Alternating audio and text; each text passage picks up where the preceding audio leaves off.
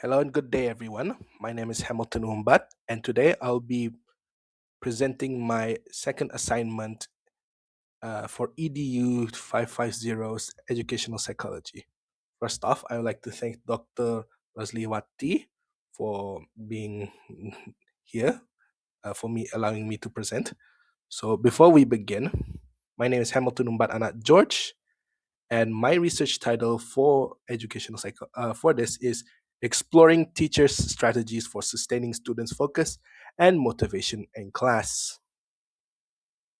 So, without further ado, let's begin with the research objective. So, if you can see there, I have three research objectives. The first research objective is to understand secondary school teachers' lived experience in balancing lesson objectives with sustaining students' focus and motivation during classroom teaching. The second research objective is to explore the lived experience of using different teaching strategies and how these strategies shape students' engagement and participation in secondary school classrooms. And then finally, is the third research objective is to identify and understand secondary school teachers' lived experience of challenges in maintaining school students' attention and motivation during classroom teachings. The reasons, if you look at that, most of the research objective is close to each other is because most of how we focus as students is I am a student myself is through the experience of the educator themselves. So we're trying to see if there's any like causality or any direct link to how how these teachers live experience are either impacting the students or are how margin it is to that it's impacting them. So we go on next towards literature review. For the literature review, I have selected at least a few articles, but these ones are the most important in account for the ones that I think is more suitable for my research, which is the importance of student motivation and focus. As you can see there, according to Garcia Penelov, students' motivation is a key factor influencing attention, engagement, academic success. Motivations of students are more likely to stay motivated students are more likely to stay focused and actively participate during lessons. It's stated here that a lot of students who are more motivated as well as have a more motivated by the factors that influence them tend to play a more better role for teachers as it sustains motivation through classroom practice and interaction. So next up is the teaching strategy. Next up in the literature review is teaching strategies to enhance engagements. For this, uh, active learning strategies such as group work, role play, and discussions help to improve student engagement. This is written by Okingi. It helps by contextualizing and add and relevant lessons contents to help students to relate to their like real lives. It also notes by the MDPI that technology integrated teaching also supports participants in an interest in model classrooms. This is to figure out if the enhanced learning strategies actually do benefit students. And finally, classroom challenges affecting motivations.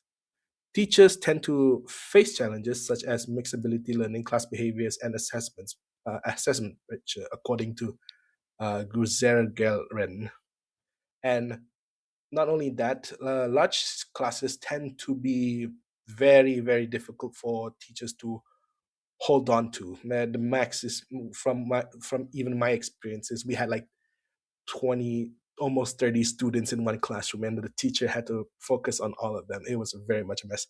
And with these large classes, it usually reduces the amount of attention or motivation to most of them because a teacher cannot focus on that.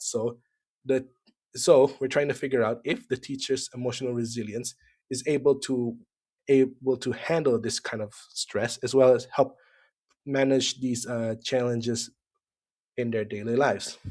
So, with that in mind, we're going to look at some of the data collection, how I collected the data and the samples itself, and the methodology that I went through in the process. So, this is the data I collected. Both of these are teachers from Sarawak. They are also both my aunts. The first teacher that I collected the sample from is from Madam Ruby Anak. She is a veteran teacher with a 33 years of experience, and she is currently teaching SMK St. Joseph Kuching. The second sample that I got from here is Madam Dora Anna Edward. She's also a veteran with 24 years of teaching experience and is currently teaching at SMK Sungai Paho and Slikai. She mostly both of them mostly teaches upper class grade students, which is like Form 6, if I recall correctly. The way I collected their data is by sending them my questionnaires, which we'll be getting into later, as well as uh, conducting the interview via Google Meet. So I think that's much of the parts of my data collection. We'll be moving on to the interview question. So these are the interview questions that I ask them. Well, for example, if you look at there, how do you usually conduct a lesson while trying to achieve your lesson's objective and keep student focus? Can you recall a classroom experience where affect students' attention affect how you deliver your lessons? Or like another one, which is, can you describe a teaching strategy you often use to encourage student engagement in your classrooms? I have, if you see here, I have written at least uh, 18 questions here. Most of these are to see if I could get a lot of data. Some of them might be repetition, but some of them might also squeeze in a little bit more data, in which we get onto what my findings are after interviewing with both the teachers. So these are my findings. The similarity of them is that, interestingly enough, both teachers emphasize the importance of lesson plans before entering classrooms. They start preparing for the classes. They talk about how they were going to use the figure out the next plan of the lessons before going into the class on the day. They both believe that student focus and motivation directly affects learning outcome. Both of the teachers use student participation strategies such as group works and questionings to maintain attention.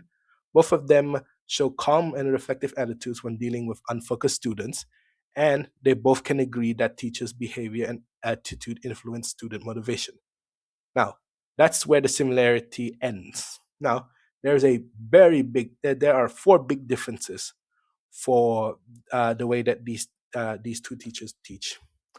First of all, is teaching approach. For Madam Ruby, she focuses more on the differentiated learning and mixability strategy, while Madam Dora focus more on like classroom control and routine-based teaching. So for my mixed ability students, so what I'll do to get their attention is I practice this differentiated learning strategies. Yes. What is what was that again? Okay. Appreciated learning strategies. What is that? Could you please explain? Differentiated. Yes. Differentiated. Okay, sorry. Yes. So differentiated learning here means that the students are of mixed abilities, whereby you have to kind of cater the needs of each of the students or the level of the student. Firstly, you have to group them. Like for instance, in my class, you have the one class, you have mixed abilities, whereby they can be very good, they can be just too slow. So mixed abilities, it means you mix them in one group. So here, normally, what the good one would teach or would guide the weaker students. See or not?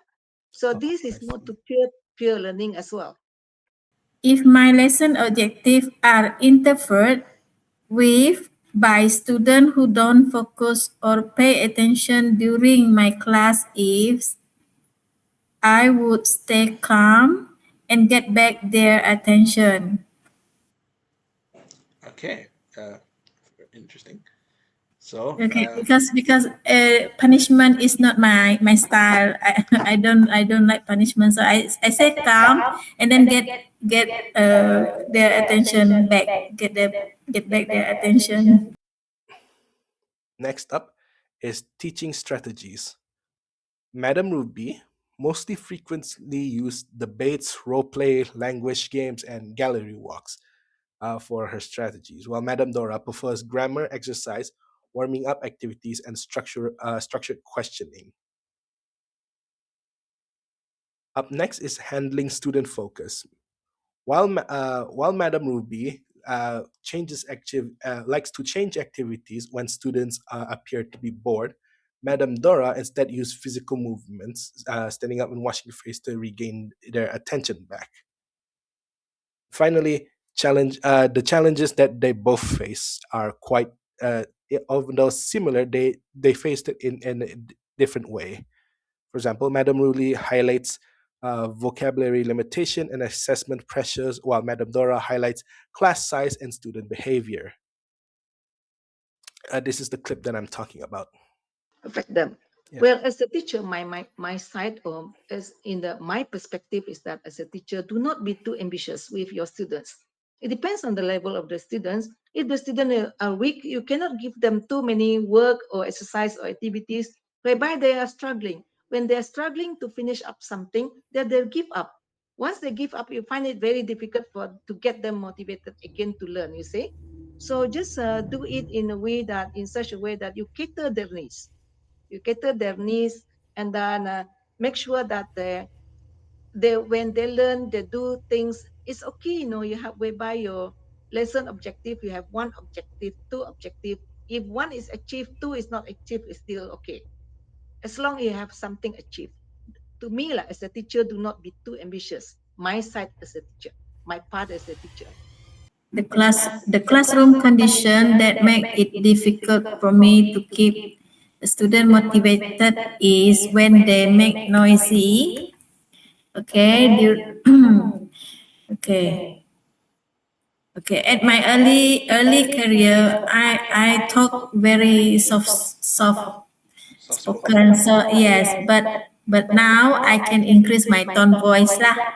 Okay, All right. and so that uh, the condition that is difficult for me lah to keep the student motivated. All Okay. right. Okay. So, Because the classroom is big. It's about 30 plus student. yeah, 30 plus students, and you had to handle So it by yourself. my voice, because I'm not using the microphone at that time at 2008. And Yeah. then my student also the lower form in they are so noisy. Okay, compared to my student from Form 6, now I'm teaching from Form 6, so they are behave like an adult lah, because they are older. Yeah. More. All right. So now we're moving on to the findings of the data, and then we're going to analyze and discuss it. The themes that we discovered is that planned and student planned and planned and student centered teaching. Both the teachers highlight the importance of clear lesson objectives. They both understand the student's ability to help teachers adapt teaching strategies, and then they also help with planning to allow teachers to balance curriculum demands with student motivation. The second theme that we figure out is that the activity and interactive teaching strategies. Students are, interestingly enough, more focused during interactive activities such as debate, role play, gallery walk, which both of the teachers do, as well as group discussion. Movement and participation increases the attention and motivation, as well as technology. The use of technology helps, and as well as relevant topics, supports the student engagement. They have something to interact with instead of reading a book that has no movement at all. Um, then the third theme is that classroom challenges affect motivation. The teachers found out that they faced a challenge for mixed ability students, limited vocabulary of their speaking, classroom noises, as well as large class size room, as well as the assessment pressures. These challenges very much affect the students' focus in participating in the lesson itself. And then finally, theme number four is the teacher's reflection and emotional control. Teachers have to be calm. They have to remain calm in order for students to not lose focus or to basically ignore the teacher. If they are not calm, they would basically get either be scared of the teacher or cannot care enough of the teacher out of spite sometimes. And that's not very much a good thing. Another is that they have to do reflections after lessons in order to help improve teaching abilities.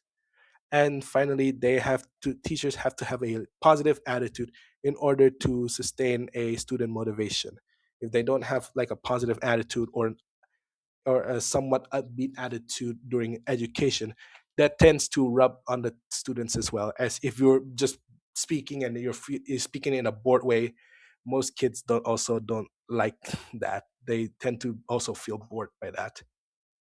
So, in conclusion, this studies uh, explores the teacher strategy for sustaining student focus and motivation in classroom throughout their lived experience.